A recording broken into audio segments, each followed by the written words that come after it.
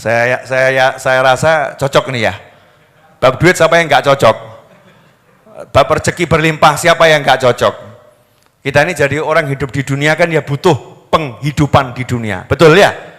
Jadi butuh penghidupan di dunia itu sunnatullah fil alam, ketentuannya Allah di jagat raya. Orang hidup di jagat raya ya butuh penghidupan di jagat raya. Cuman Allah ngajarin caranya biar nggak capek, biar nggak lelah. Lah anehnya kita nggak mau belajar dari Allah, belajar dari yang nggak jelas. Hasilnya capek, lelah, susah.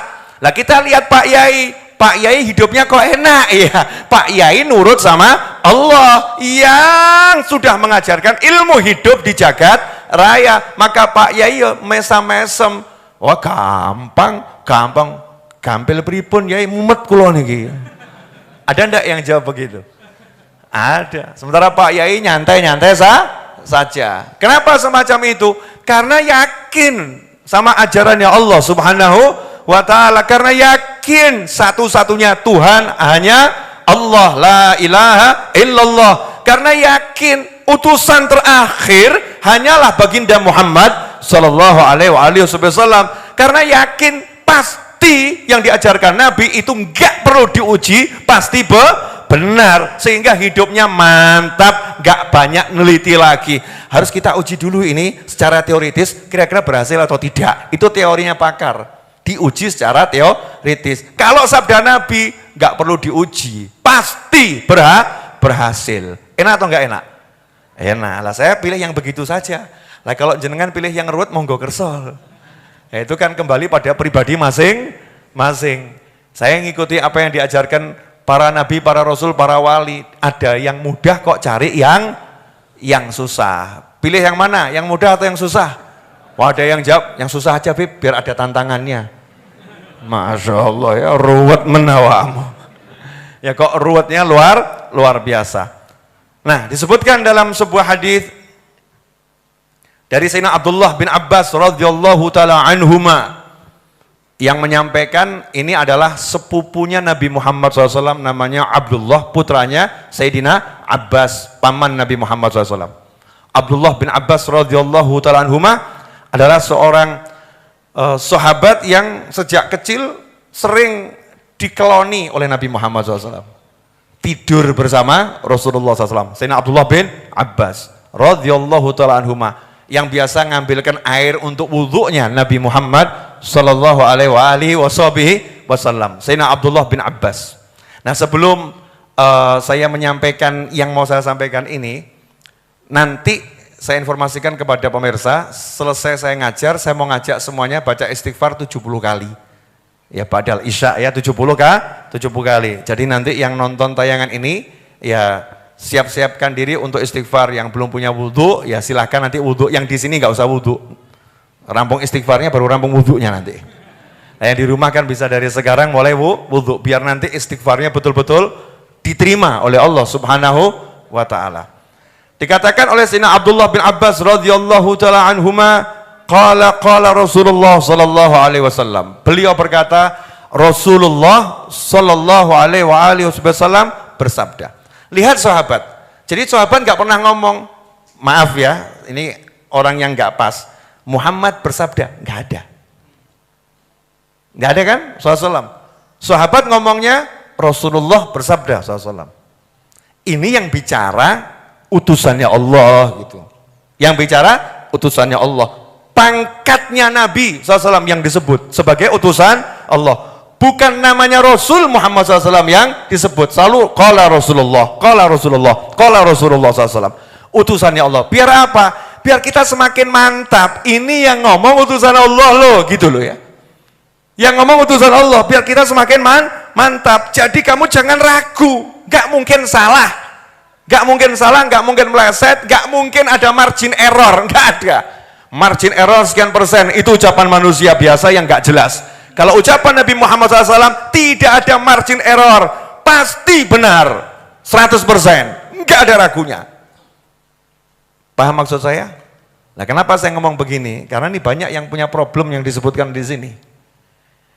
Qala Rasulullah sallallahu alaihi wasallam, man lazimal istighfar ja'alallahu lahu min kulli hammin farajan wa min kulli dhikin makhrajan wa razaqahu min haitsu la yahtasib. Rawahu Abu Dawud wan Nasa'i wa Ibnu Majah wal Hakim wa qala sahihul isnad. Udah cukup ini buat dalil istighfar satu ini cukup, belum lagi ayat Al-Qur'an banyak ya.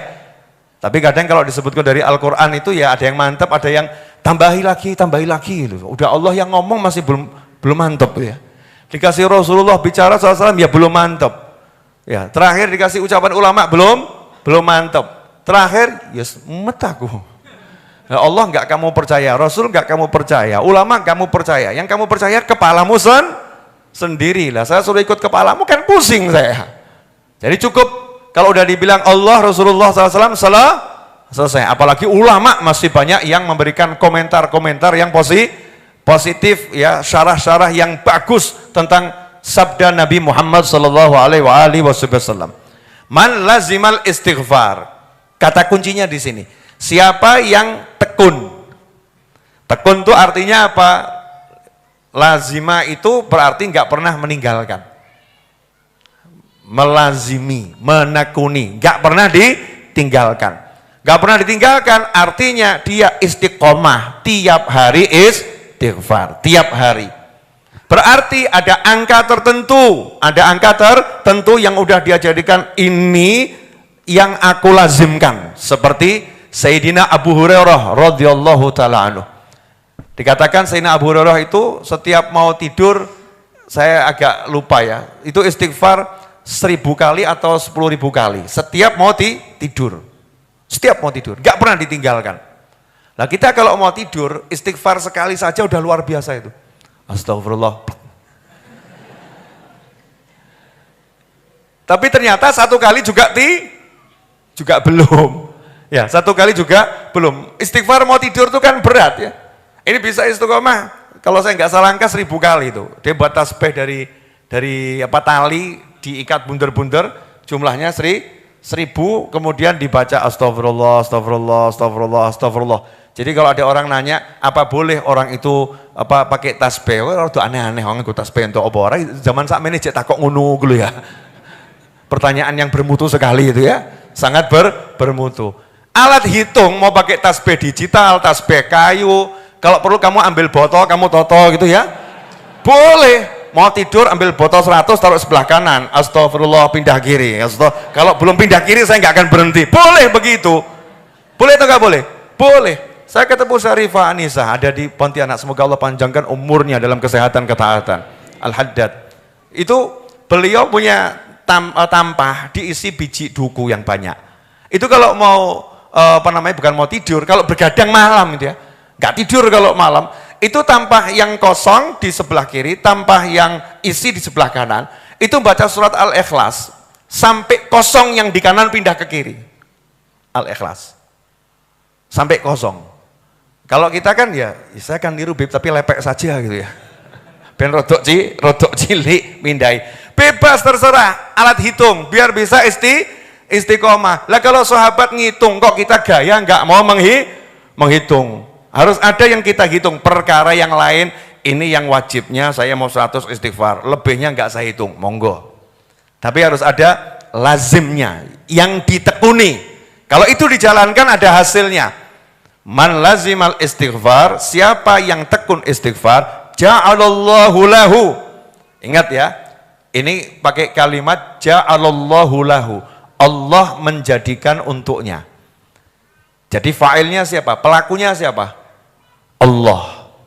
Berarti yang turun tangan langsung siapa ini? Allah. Ja'alallahu lahu min kulli hammin farajan. Apapun yang menyebabkan dia suntuk, apapun itu, Allah akan jadikan untuknya penghapus kesuntukannya. Wah, enak atau gak enak? Jadi nggak usah kayak orang kurang hiburan. Aku mau apa hiburan apa ya ini ya, biar suntukku hilang. Itu berarti kurang istighfar itu. Karena kalau orang rajin istighfar, nggak sempat menghibur diri, sudah dihibur sama Allah Ta'ala. Caranya Allah menghibur tuh ya macam-macam. Kadang di jalan waktu lewat tiba-tiba kok nonton truk tulisannya aneh-aneh gitu kan. Terus terhibur ya, sumpahnya hilang. Kadang-kadang waktu jalan kok lihat orang yang tingkahnya lucu, sumpeknya jadi hilang. Kadang-kadang lagi duduk, datang tamu kok wajahnya menyenangkan, sumpeknya hilang. Caranya Allah itu, ya caranya Allah, nggak bisa dipikir. Jadi nggak ada kata kurang hiburan, nggak ada. Selalu dihibur sama Allah Subhanahu wa ta'ala. Siapa itu? Orang yang tekun istighfar. Makanya nggak ada judulnya wali Allah itu khauf sama sedih, nggak ono. La khaufun alaihim walahum yahzanun. Nggak ono sedih, kemudian takut, wali Allah nggak ada seperti itu. Kenapa? Nah, karena selalu dihibur. Contoh, ibunya Nabi Musa alaihissalam. Ibunya Nabi Musa alaihissalam. Wah, ini diterusnya panjang ini. Ibunya Nabi Musa itu anaknya kan dilepas ke sungai, betul ya? Ke sungai Nil, dimasukkan dalam peti, ditutup. Nggak tahu tuh oksigennya bertahan berapa lama ya, nggak ada tabung oksigen juga, ditutup, dihanyutkan ke sungai. Kemungkinan besar kan mati tenggelam. Nggak jelas nanti ditemukan siapa. Tapi kenapa kau bisa tenang menghanyutkannya? Karena dikasih tahu sama Allah, nanti kami akan mengembalikannya kepadamu. Kami akan mengembalikannya kepadamu. Allah udah ngasih tahu duluan. Nah itulah para wali, nggak bisa sumpek karena udah dikasih tahu sama Allah Subhanahu wa ta'ala. Memang peristiwanya begini, tapi nanti ujung-ujungnya kamu akan begini, dikasih tahu oleh Allah ta'ala. Ada yang nyata lewat ilham, ada yang lewat mimpi, atau ada orang lain yang diberi mimpi untuk disampaikan, sehingga dia terus merasa tenang. Nah itu salah satu caranya Allah Subhanahu wa ta'ala. Ini siapa yang tekun istighfar, sumpeknya model apapun, ja'alallahu lahu, Allah akan menjadikan untuknya solusi. Clear? Nah, siapa yang di sini masih suka sambat sumpek? Ya, maksudnya bukan sama saya, mungkin ngomong sama istrinya, sumpek aku. Sehingga kalimat yang dikonsumsi istri tiap hari kata sumpek aku. Istri juga gitu, ngomong ke suami, sumpek aku. Seorang pria berkata pada temannya, sumpek aku. Konsumsi sumpek. Manusia yang ahli konsumsi kata sumpek berarti kurang istighfar dalam dirinya. Tidak punya sistem istighfar yang tekun tiap hari. Itu yang pertama. Kemudian yang kedua, wa min kulli dzikin makhraja. Lah dzik ini adalah kesempitan. Udah kalau kata orang pepet ya. Matanya udah gelap nih, tidak punya jalan keluar. Sempitnya luar biasa. Dzik. Itu kalau dzik ini sama ham masih lebih berat dzik gitu. Ham ki sumpekno dzik wis kok kaya ini gak ono. Enggak ada jalan bernafas tuh, enggak ada jalan keluar. Yang udah dzik seperti itu, udah pusing kelas berat kalau kata orang ya. Dzik aku udah mangkel, capek, kesel, stres, mumet, pokoknya jadi satu itu. Tidak ada solusi. Apa kata Allah buat orang yang rajin istighfar? Min kulli dzikin makhraja. Apapun yang menyempitkan dirinya, Allah akan buat jadi luas, makhraj, jalan keluarnya. Ya contohnya tuh yang 3 orang di dalam gua, pintunya tertutup batu, wes gak ono solusi, yang gak ada jalan keluar, ternyata batunya digeser oleh Allah Subhanahu wa ta'ala. Coba kalau zaman dahulu guanya di atas gunung nutup, gimana itu cara naruh bulldozer ke sana, kan ya angel zaman dahulu ya. Terus kalau ditatah, dilinggis butuh waktu berapa tahun, terburu mati orang yang di sana, disurung yang gak kegeser. Ternyata tawassul amal soleh diselesaikan masalah oleh Allah Subhanahu wa ta'ala. Ini contoh nyata, masalahnya itu sifatnya fisik, masalahnya sifatnya apa itu? Nyata, dunia, batu, nutup jalan. Ternyata solusinya amal soleh. Jadi kalau ada orang mengatakan amal soleh itu ya amal soleh untuk surga, untuk akhirat, jangan untuk urusan dunia. Ini geladah tingkat tinggi. Kok lihat saya nggak enak kenapa nih? Paham ya? Kamu harus bedakan amal soleh, bisnis is bisnis, jangan digabung dengan amal soleh. Ajarannya sopo ini? Ini ajaran kufar, ajaran orang-orang yang gak iman sama Allah Subhanahu wa ta'ala. Kalau yang iman sama Allah ta'ala, bisnis memodel apapun, amal soleh jadi kendaraan nomor 1. Amal soleh harus menjadi tujuan utamamu. Amal soleh harus menjadi pembela dan penolongmu. Sehingga kalau punya masalah duniawi, solusinya ya ukhrawi. Contohnya tadi, batu nutup, nggak kemudian sibuk WA, tolong kirim bulldozer. Kan gitu ya. Atau yang tiga di dalam gua ini tadi di zaman dahulu ya, nggak sibuk, ayo kita dorong bareng-bareng, ayo kita berusaha geser, ayo kita teriak, siapa tahu ada yang mendengar, entah manusia, entah jin, ayo, enggak. Ternyata solusinya ukhrawi, tawassul amal soleh, bahkan nggak pakai energinya cuma satu, ya Allah, dulu saya pernah begini, kalau ikhlas ya Rob tolong saya, krek buka separuh, apa seperti tiga, belum cukup. Yang satu, ya Allah, tiga orang mengucap ya Allah dengan amal soleh masing-masing, grek batunya nyingkir. Lah yang geser siapa? Allah subhanahu wa ta'ala, min kulli dhikin makhraja. Ada jalan keluar untuk segala kesempitan. Lah yang terakhir ini yang banyak orang demen. Masya Allah, wa razaqahu min haitsu la yahtasib. Ini cocok ini. Jadi kalau yang masih suka sambat kok beb ya, jalan rezeki saya kok susah ya. Itu jelas itu, kurang istighfar itu.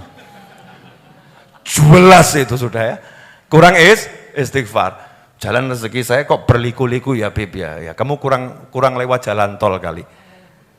Toh saya ini yang hidupnya dari tol ke tol, ternyata tol itu kadang-kadang ya harus menggok-menggok juga ya. Bahkan kalau mau masuk pintu tol tuh ya harus muter gitu ya. Keluarnya juga dibuat melingkar, baru nanti lurus ya, ketemu gunung ya belak belok. Kadang-kadang jalan kita harus berliku-liku, biar apa? Biar tidak susah, karena mendaki jalan terjal itu melelahkan, tapi menikmati liku-liku gunung itu menyenangkan. Sing paham, gak paham, ben gak usah paham. Ya, biar gak usah paham. Lanjut. Wa razaqahu min haitsu la yahtasib. Ini kalimat ini dari Al-Qur'an, ya. Wa may yattaqillaha yaj'al lahu makhraja wa yarzuqhu min haitsu la yahtasib. Selalu kalimatnya Allah untuk mukmin itu rezekinya min haitsu la yahtasib. Min haits itu dari cara, haitsiyah. Caranya la yahtasib. Tidak bisa dihitung oleh siapapun. Jadi kalau bahasa kerennya caranya serba surprise, tidak bisa diperkirakan. Rezekinya akan muncul dari mana? Gak akan pernah bisa diperkirakan. Sebab Allah suka ngasih kejutan yang menyenangkan buat hamba-hamba yang dia cintai. Surprise. Allah suka begitu. Jadi terjemahan saya kalau untuk hadits ini saya suka menerjemahkan, siapa yang rajin istighfar, nanti Allah akan kasih surprise. Kerjanya macul, lah kok emas 3 kilo. Surprise dah itu. Surprise. Betul kan ya? Lah kok melek moto esok-esok diparani bapak-bapak ya, nawari. Iya. Dan nikah belum. Saya punya anak nih fotonya. Ya, mau enggak nikah sama anak saya? Kamu saya nikahkan dengan anak saya dan saya ini punya saldo di bank 20 miliar. Untuk kalian berdua. Rezeki apa enggak rezeki? Rezeki. Ini modelnya rezekinya ahli istighfar tuh begini. Lah kamu pilih model yang begini atau yang begitu? Oh, yang begini enak gitu ya. Lo kerja tetap kerja, usaha tetap usaha, tapi banyak surprise di jalanan gitu, kan asik. Ke pasar ya ke pasar, ke kebun ya ke kebun, tapi Allah kasih surprise. Caranya apa? Man lazimal istighfar, tekun istighfar. Lah masalahnya setan itu paham ini. Iblis itu paham ini. Ini kalau diamalkan oleh umat manusia, umatnya Nabi Muhammad SAW, iblis layu nangis kabeh. Maka iblis buat tim khusus anti istighfar. Dibisiin sama iblis, tugasmu ya bisiin ke manusia. Alladzi yuwaswisu fi sudurin nasi minal jinnati wan nas. 2 kelompok manusia, jin sama manusia. Kon bisi'i, yang manusianya bisi'i. Ngapain kamu habis sholat duduk astagfirullah, gak nambah saldomu. Sana ke pasar sana. Duduk di pasar sana. Mulai kamu share ya, cari pembeli. Nanti saldomu nambah. Kemakan blok bar sholat. Imam lagi astagfirullahaladzim. Cuman 3 kali loh ya, mencolot deh. Bangun, ditinggal itu imamnya. Padahal istighfar hanya 3 3 kali. Tapi 3 kali setiap habis sholat, istiqomah tiap hari, ilal mamat sampai meninggal. Namanya lazimal istighfar. Iblis paham, ini kalau umat Islam jalan, habis sholat, mau diam sejenak, bareng-bareng istighfar 3 kali, Allah akan kasih surprise-surprise yang menyenangkan untuk mereka semua. Jangan sampai terjadi. Geser mereka dari istighfar, pegang handphone. Masya Allah, duduk tetap duduk. Begitu selesai subhanallah, subhanallah ya, doa, imam ngajak astagfirullahaladzim, buka WA, update status, imam lagi istighfar, jebret. Dianya enggak istighfar gitu ya. Imamnya yang istighfar. Ngeri atau enggak ngeri ini? Ngeri. Setan punya tim gitu ya, punya tim. Lah saya ini sekarang masuk dalam bagian timnya malaikat. Timnya Rabbul Alamin, timnya Nabi Muhammad SAW, timnya para sahabat. Ngapain? Ngajak orang istighfar. Biar apa? Biar saya juga jadi orang yang rajin istighfar. Kalau temennya banyak kan semangat. Lah istighfar dia kan astagfirullah, lihat kan turun. Astagfirullah. Lainnya gini. Ini Ustaz Is ini kalau udah subhanallah bihamdi, subhanallahil azim, astagfirullah. Kalau sebelum subuh tuh ya 100 kali sendiri, astagfirullah, subhanallah bihamdi, subhanallahil azim, astagfirullah. Teman-temannya pada nonton, belum selesai itu. Nanti kita merapat kalau udah selesai saja. Kalau udah selesai saja, misal ya seperti itu. Yang model begini banyak enggak ini? Banyak, makanya di masjid-masjid kiainya makmur, jamaahnya tersendat. Kenapa? Lah yang baca istighfar cuman Pak Yai, jamaahnya datang paling akhir, gak kumanan. Nah ini kalau timnya setan ini berhasil kan ya naudzubillah min dzalik. Ayo kita ajak tekun istighfar ya, bareng-bareng istighfar. Jangan sampai digembosi sama setan dengan cara model apapun. Nah insyaallah ini barokah manfaat.